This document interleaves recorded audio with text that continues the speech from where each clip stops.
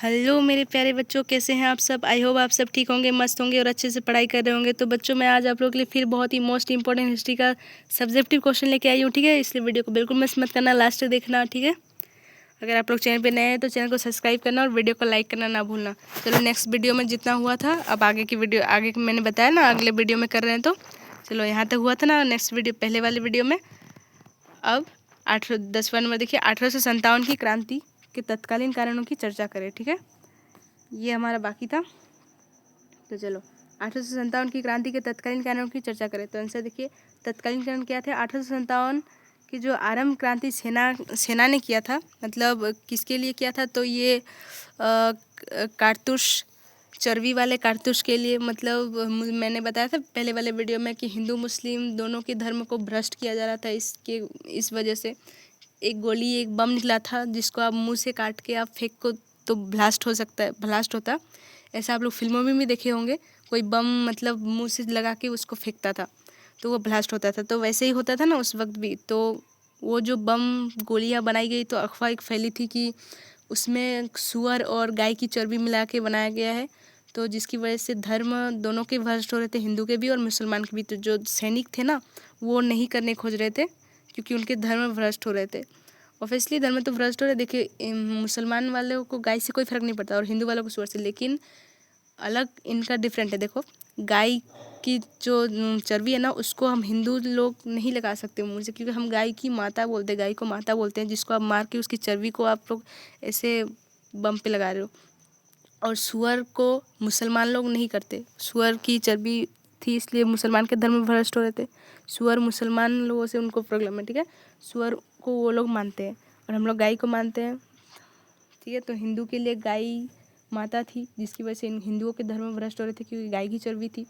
और मुसलमानों की भी धर्म भ्रष्ट हो रहे थे क्योंकि वहाँ सुअर की चर्बी थी। तो मुसलमानों को सुअर से प्रॉब्लम थी और हिंदुओं को गाय से। इसलिए ये आंदोलन हुआ था, 1857 की क्रांति हुई थी।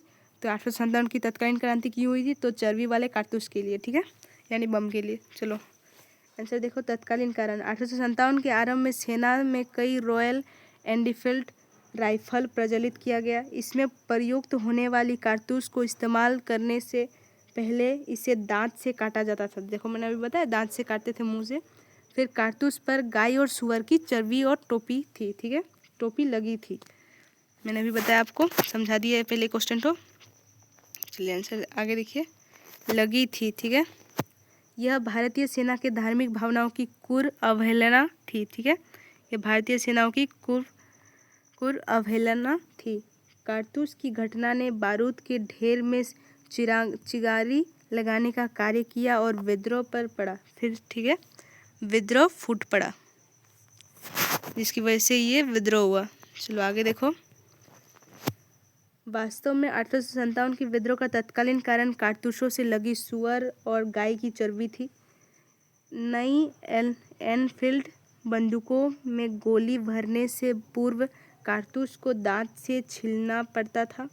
हिंदू और मुस्लिम दोनों ही क्रमशः गाय और सुअर की चर्बी को अपने अपने धर्म के विरोध समझते थे, अतः उनका भड़कना स्वाभाविक था। अतः कारतूस की घटना ने बारूद के ढेर में चिंगारी लगाने का कार्य किया, मतलब काम किया, और विरोध फूट पड़ा। तो यही वजह है 1857 की क्रांति का विरोध। तत्कालीन कारण क्या थे, तो चर्बी वाले कारतूस थे। मेरे हिसाब से जिस तरह से मैंने अभी समझाया, आई होप आप लिख पाओगे, ठीक है। चलो जी, अब नेक्स्ट क्वेश्चन की ओर आगे चलते हैं। फिर आ गए हमारे बापूजी गांधी जी। तो इनका क्वेश्चन क्या है, गांधी जी के चंपारण सत्याग्रह पर प्रकाश डालें। इनके चंपारण सत्याग्रह पर प्रकाश डालें, ठीक है। आगे पढ़े थे नमक कानून पर, ये है चंपारण पर। चलो, क्या आंसर, भारत को अंग्रेजों की गुलामी से आज़ाद कराने के लिए महात्मा गांधी ने विभिन्न आंदोलन और सत्याग्रह किए, जिसमें चंपारण सत्याग्रह का भी एक प्रमुख स्थान है। चंपारण का किसान आंदोलन अप्रैल 1917 में हुआ था। देश के स्वतंत्रता आंदोलन में चंपारण सत्याग्रह मील का पत्थर प्रमाणित हुआ था। गांधी जी का चंपारण सत्याग्रह पृष्ठभूमि यह थी कि तत्कालीन समय में बिहार के चंपारण क्षेत्र में यूरोपियन और अंग्रेजों ने यहाँ के किसानों से नील की खेती कराते थे और किसानों पर अत्याचार करते थे। ठीक है, किसकी वजह से हुआ था? नील की खेती कराते थे, जिसकी वजह से ये गांधी जी ने चंपारण सत्याग्रह किया था और वो लोग किसानों पर अत्याचार करते थे। ठीक है, चलो आगे देखो। करते थे और किसानों पर अत्याचार करते थे। किसानों को अपने श्रम की उचित मूल्य नहीं मिलता था, इसीलिए महात्मा गांधी ने चंपारण में किसानों के अवमानन पर सत्याग्रह किया, जिसमें कि अंग्रेजों द्वारा भारतीय नील की खेती नहीं कराई जा सके, किसानों की स्थिति सुधार हो सके, इसलिए महात्मा गांधी ने चंपारण सत्याग्रह शुरू किया था। यह सत्याग्रह अंग्रेजों के विरोध प्रतिरोध हुआ था। देखो, ये नील की खेती बहुत खतरनाक खेती होती है। इसको अब 2-3 साल करने के बाद वो भूमि मतलब पूरी बंजर बन जाती है। ठीक है, लेकिन वो जो अंग्रेज थे ना, वो लोग बहुत शासन करके इन लोगों को ये खेती करवाते भी थे और उनको उनके मूल्य नहीं देते थे। मतलब अगर किसान खेती कर रहा है, नील की खेती भी कर रहा है, तो उसको 100% में 20% भी नहीं, 10% भी देते थे शायद, और 90% वही रखते थे। ठीक है, तो इसमें किसानों का मेहनत भी तो लगता था ना, फिर नील की खेती के लिए बीज भी लगते थे, तो जिसकी वजह से वो लोग उनके विद्रोह में अड़े।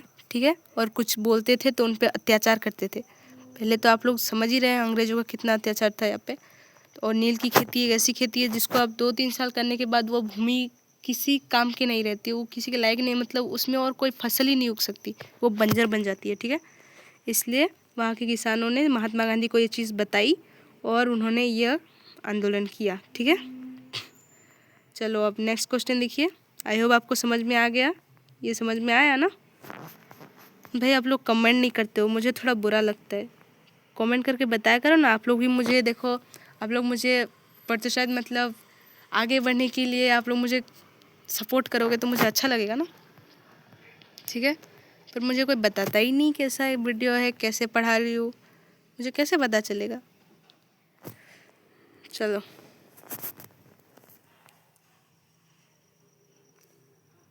तो हमारा नेक्स्ट क्वेश्चन क्या है? चलो नेक्स्ट क्वेश्चन देखिए, हड़प नीति क्या थी? हड़प नीति क्या थी? तो आंसर देखिए क्या है। हड़प नीति या राज हड़प नीति लॉर्ड डलहौजी द्वारा अपनाया गया था। ये किसके द्वारा अपनाया गया था हड़प नीति? तो लॉर्ड डलहौजी द्वारा अपनाया गया था। ठीक है, लॉर्ड डलहौजी ने उस भारतीय राज को अंग्रेजी राज से मिला देने चाहता था। ठीक है, इस भारतीय राज को अंग्रेज के राज्यों में मिला देना चाहता था, मतलब भारत और इंग्लैंड को एक करना चाहता था, जिसका कोई वास्तविक वारिस नहीं था। यही लॉर्ड डलहौजी की हड़प नीति थी। इसका प्रमुख उदाहरण झांसी राज की थी, क्योंकि रानी लक्ष्मीबाई का कोई संतान नहीं था।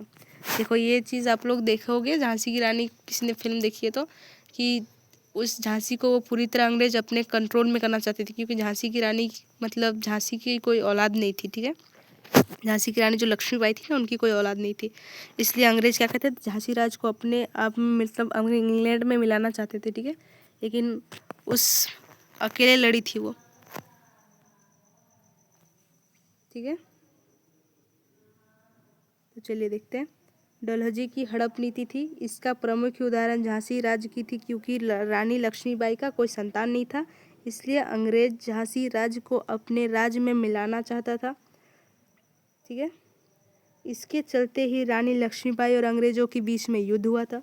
यह युद्ध भारतीय स्वतंत्रता आंदोलन का एक प्रमुख उदाहरण बना था। ठीक है, एक लड़की लड़ी थी उन लोग से, इसलिए भारत के लोगों पे ज़्यादा हिम्मत आ गई थी, लेकिन हिम्मत लाने के लिए उनको 100 साल लग गए शायद, मतलब थोड़े कम लगे, क्योंकि देखो झांसी की रानी की लड़ाई 1857-51 में हुआ था और उनकी लड़ाई 1947 में भारत को आज़ाद हुआ। चलो ये समझ में आ गया। अब नेक्स्ट क्वेश्चन देखिए। हाँ जी, तो हमारा नेक्स्ट क्वेश्चन क्या है? अगला क्वेश्चन, भारतीय संविधान के 2 प्रमुख अवसाद कौन से थे? ठीक है, भारतीय संविधान के कुछ अवसाद कौन से थे? 2 प्रमुख, तो 2 क्या क्या था? भारतीय संविधान के 2 प्रमुख अवसाद निम्नलिखित है। पहला था भारत भाषा संबंधित अवसाद, यहाँ पे संबंधित लिखा हुआ है। ठीक है, तो देखिए क्या था भाषा, हिंदुस्तानी भाषा के रूप में हिंदी को राष्ट्रभाषा बनाए जाने का अवसाद था। ठीक है, साथ ही भारत को प्रजातंत्र देश का गठन करने का भी अवसाद था। प्रजातंत्र मतलब लोकतंत्र, ठीक है, जिसमें प्रजा के हाथ में ही अपना विकास होगा, लोगों के हाथ में ही वो अपना स्वतंत्रता जीते हैं। तो ये लोकतंत्र अभी जो है हमारा, ठीक है, तो वो पहले रखा गया था। और भारत में हिंदी को राष्ट्रीय भाषा के रूप में घोषित करने के लिए कहा गया था, ठीक है। हालांकि अभी भारत का कोई अपना भाषा नहीं है, भारत का कोई राष्ट्रीय भाषा नहीं है, ठीक है। बोलते हैं सब हिंदी है, लेकिन नहीं, ऐसा हमने गूगल में सर्च करी थी तो नहीं बताया था। भारत का कोई राष्ट्रीय भाषा भी नहीं है और कोई अपना धर्म भी नहीं है। भारत एक धर्मनिरपेक्ष राज्य है, यहाँ पे हर तरह के धर्म पाए जाते हैं और सब धर्मों को अपने आप को पूजने का अधिकार है। चलिए आगे क्या है, अल्पसंख्य संबंधित अवसाद। अल्पसंख्य मतलब जो सिख ईसाई हिंदू, जब सिख ईसाई मुसलमान है ना, उन लोगों के बारे में बताया गया है कि ये लोग कैसे रहेंगे यहाँ। या तो हिंदुस्तान है, ये हिंदुओं का देश है, लेकिन रहते यहाँ सब है, सब मिलजुल के रहते हैं, ठीक है। भारत हिंदू मुस्लिम सिख ईसाई सब मिल के रहते हैं, फिर भी एक धागे में रहते हैं। इतने धर्म के लोग हैं हमारे देश में, जैसे लोग हैं ना वहाँ किसी देश में नहीं है ऐसे। पाकिस्तान में सिर्फ मुसलमान है, वैसे ही हमारे भारत में सभी हैं, सिख ईसाई हिंदू मुस्लिम, टोटल पंजाबी सब है। तो देखो आंसर देखिए, अल्पसंख्य मुसलमानों को एक अलग राष्ट्र पाकिस्तान बनाए जाने के लिए भारत का विभाजन करने, दो राष्ट्र भारत और पाकिस्तान बनाए जाने के संबंध में अवसाद, साथ ही सांप्रदायिकता की समस्या के संबंध में अवसाद प्रमुख थे, साथ ही देशी रियासतों के विलय के संबंध में भी अवसाद थे, ठीक है। इन्हीं वजह से उसमें ही रखा गया था कि मुसलमान के लिए अलग देश बनाया जाएगा, जो अभी पाकिस्तान बनाया गया।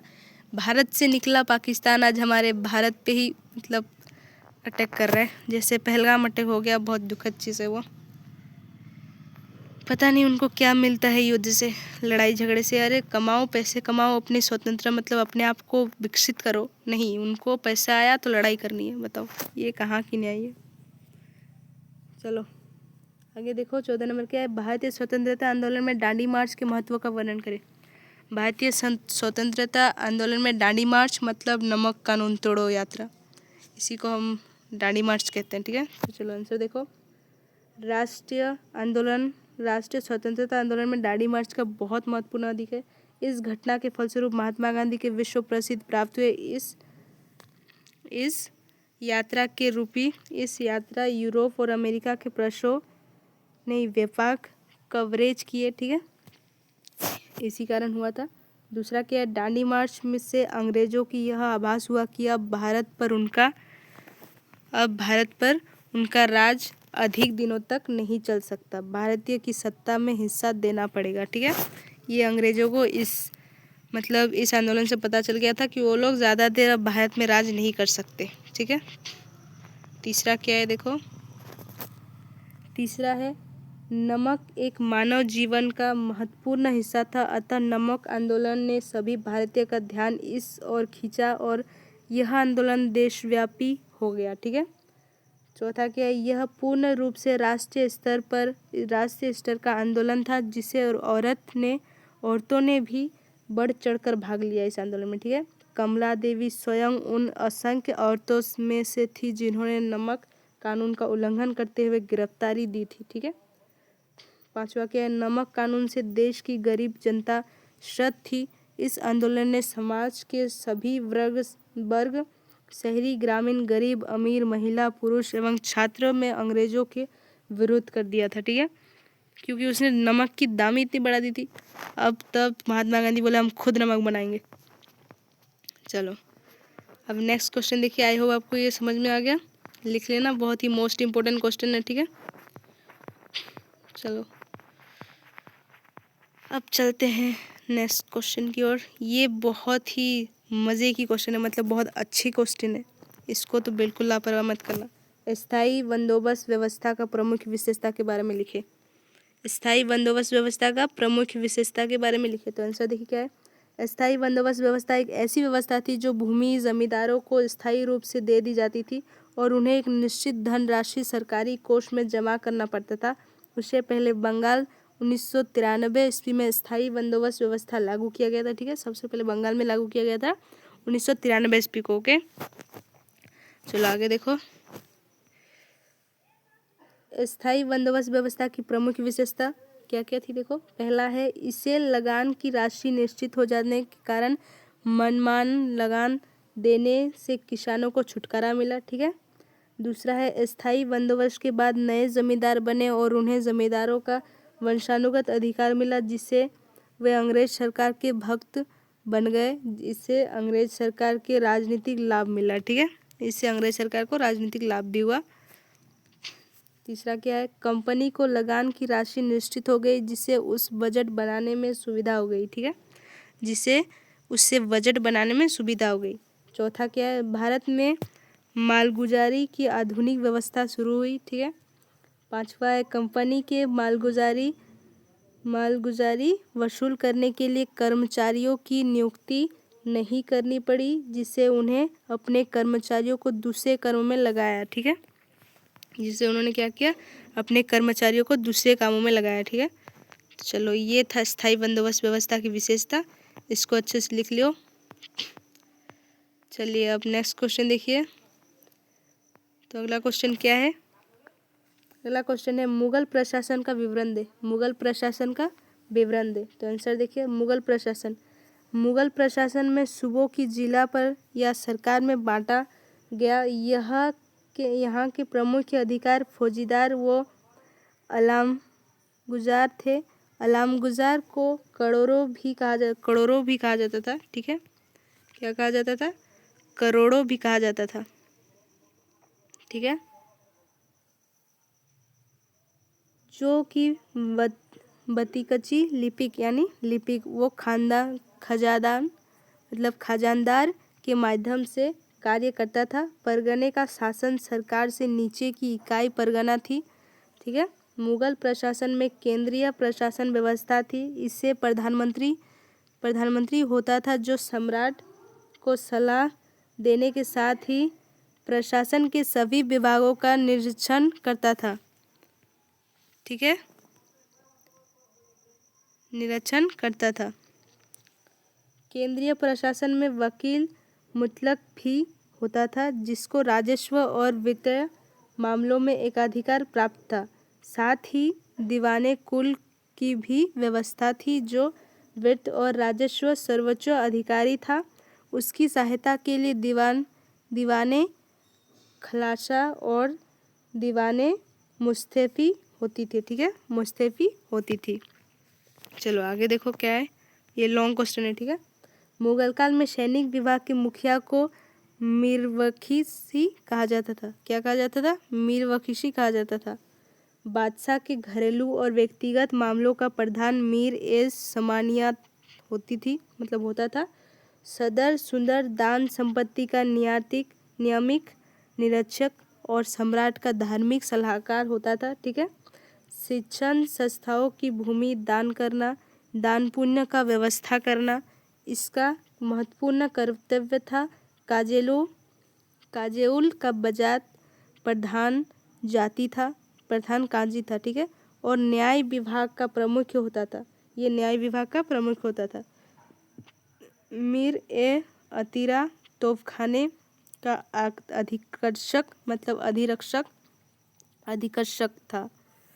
अधीक्षक था। बताओ, ये मेरे से उच्चारण नहीं हो रहा है। कोई नहीं, चलो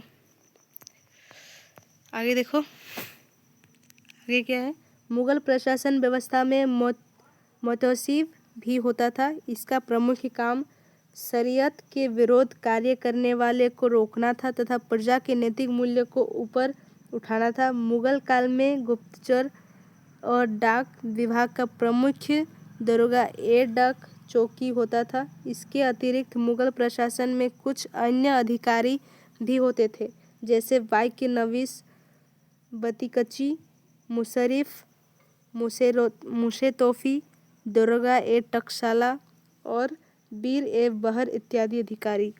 बताओ क्या क्या होता था पहले। चलो ये है, आगे भी है क्या, ओ माय गॉड, आगे भी है। चलो ये इतना दूर लिख लेना, फिर आगे तरफ भी देखते हैं।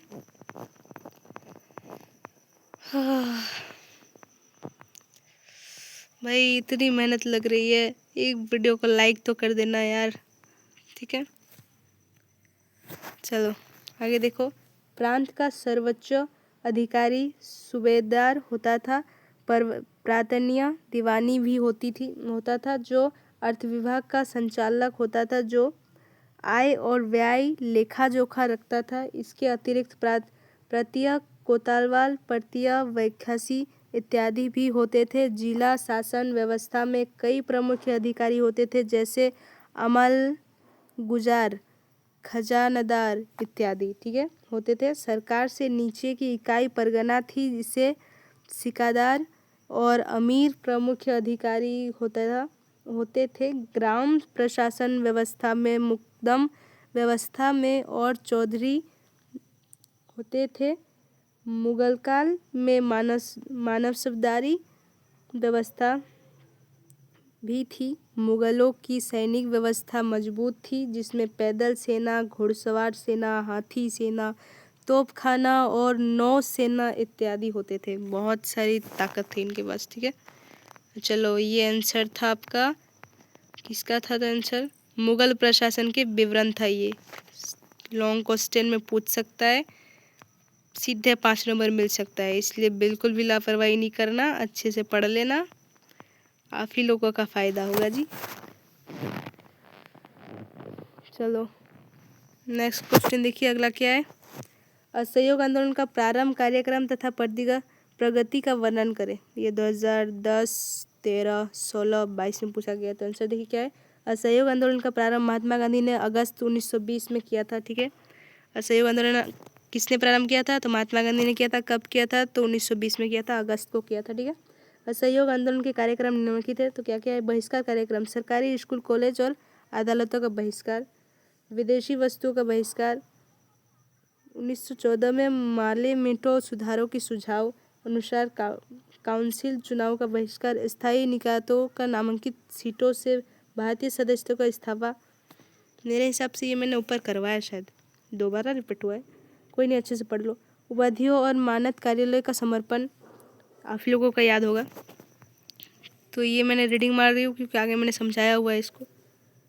चौथा है क्या? उपाधियों में मानस कार्यालयों का समर्पण। तो सफर द्वारा आयोजित कार्य में भाग लेना इनकार करना, ठीक है। सरकार द्वारा जो आयोजित कार्यक्रम था उसमें भाग नहीं लेते थे। स्वदेशी कार्यक्रम, हाथ से कताई और हाथों की बुनाई को बढ़ावा देकर स्वदेशी और खादी को लोकप्रियता बढ़ाना। दूसरा है भारतीय समाज में अस्पृश्यता को दूर करना और हरिजनों को कल्याण के लिए पूर्ण उपाय करना। तीसरा है महिलाओं की मुक्ति और उद्धार करना, ठीक है। तो आगे का सब आगे में करते हैं कि अभी करेंगे? अरे आगे अब लॉन्ग क्वेश्चन है, ठीक है। तो अब इसके लिए इंतज़ार करना, कल का वीडियो आएगा। आज 2 ही वीडियो अपलोड कर पाएंगे क्योंकि मेरा 5G पकड़ता है नहीं, 4G है फ़ोन, तो चलता वही है। जितना नेटवर्क है उसी में जितना होगा, मतलब जितना डाटा है उसी में अपलोड करना होगा। फ़ोन ख़रीदेंगे और डाटा भी ख़रीदेंगे, मतलब वो क्या वाईफाई ख़रीदना पड़ता है ना, वो भी ख़रीदना पड़ेगा, उसके लिए पैसे लगेंगे ना। चलो अब नेक्स्ट वीडियो में मिलते हैं। हाँ, okay, bye bye, good luck, अच्छे से पढ़ो। ये क्या हो रहा है अजी लास्ट में?